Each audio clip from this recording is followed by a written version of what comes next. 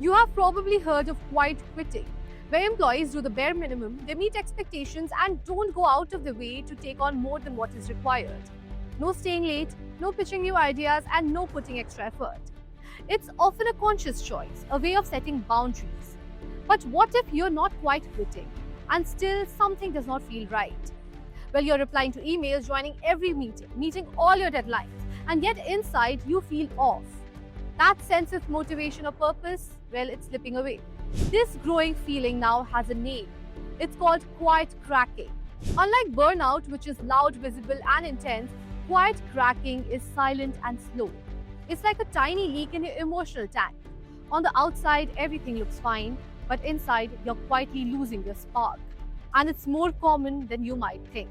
Look around yourself. This could be any one of your colleagues or maybe even you. And if this feels like you, don't worry. There are things that you can do.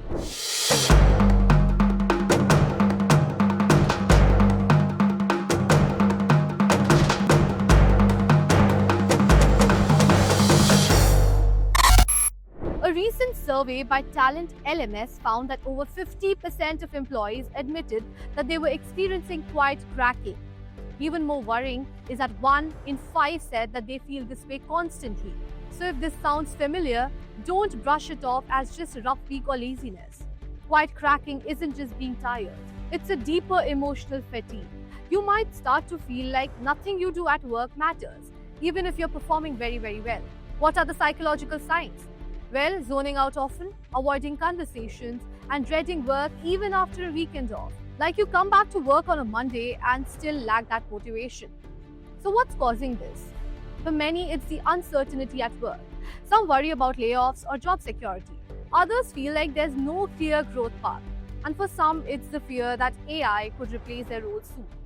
If you're feeling this way, the first step is honesty with yourself. Ask yourself, am I just tired or am I emotionally checked out? The next step is setting small boundaries. Maybe this means logging off on time or saying no to tasks that stretch you too thin. Maybe it's just telling your manager how you really feel if you feel safe doing so. But not every workplace encourages open conversation, and that's okay. If speaking up isn't an option, consider other ways to reset. Take some real rest. Explore new roles within your company and look at job options that align better with your needs and values. You don't need to wait until the cracks become too deep. Small intentional steps can help you shift from quietly cracking to consciously healing. So what can you do as a manager? Well, managers are often told to fix disengagement in the workplace. But the truth is, many of them are struggling themselves.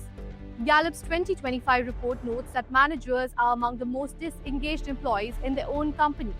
So while the report recommends stronger training and coaching for team leads, the solution isn't as simple as telling managers to do better. So what's the way forward? Well, start small. Experts recommend doing a simple audit. Are you checking in with your team regularly beyond just work tasks? Are people being recognized for their efforts? Is there room for growth and learning? Psychologists stress the power of emotional honesty. Don't just ask your team what they're working on. Ask how they're doing it. When leaders are open, vulnerable, and flexible, it makes space for teams to feel safe and seen. So ask yourself, are you just tired or are you quietly cracking? And more importantly, what are you going to do about it before the silence turns into something louder?